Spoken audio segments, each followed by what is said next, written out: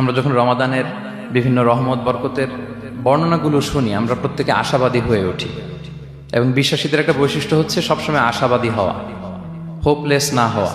আল্লাহ তাআলা সূরা ইউসুফে বলছেন, লা তাইয়াসু মির রাহিল্লাহ ইন্নাহু লা ইয়াইয়াসু মির রাহিল্লাহি ইল্লাল কওমুল কাফিরুন। তোমরা আল্লাহর রহমত থেকে নিরাশ হয়ে যেও না, তোমরা হোপলেস হয়ে যাও না।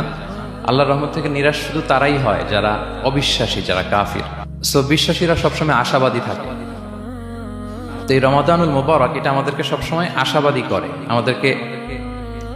আমাদেরকে স্বপ্ন দেখায়, আমাদের হৃদয়ে আশা জাগায়। আমরা যখন রমাদান কেন্দ্রিক কথাগুলো শুনি, আমরা উচ্ছ্বসিত হয়ে উঠি। যখন বলা হয় যে এই মাস আসলে একটা নফল করলে ফরজের সমান সওয়াব, তারপর এই মাসে উমরা করলে হজের সমান সওয়াব, তো এটা শুনলে মনের মধ্যে একটা আশা জাগে যে আমাদের আওয়ার রিওয়ার্ডস আর মাল্টিপ্লাইড, আমাদের যে প্রতিদানগুলো দেয়া হচ্ছে নেক কাজের, এটা অনেক বাড়ানো হচ্ছে। তারপর যখন বলা হয় যে এই মাস আসলে জান্নাত খোলা হয়, জাহান্নাম বন্ধ করা হয়, শয়তানকে শেকলবন্দি করা হয়, মনের মধ্যে একটা আশা জাগে আমাদের যে না, বাঁচার একটা আশা ফিরে পেলাম, হয়তো এই দফায় আমি বেঁচে যাব, আমার মুক্তির একটা দিশা মিলবে, হয়তো আল্লাহ তাআলা আমাকে ক্ষমা করবেন এবং এই অপরচুনিটিসগুলো কাজে লাগিয়ে আমি মুক্তি পাবো ইনশাআল্লাহ, একটা আশা জাগে।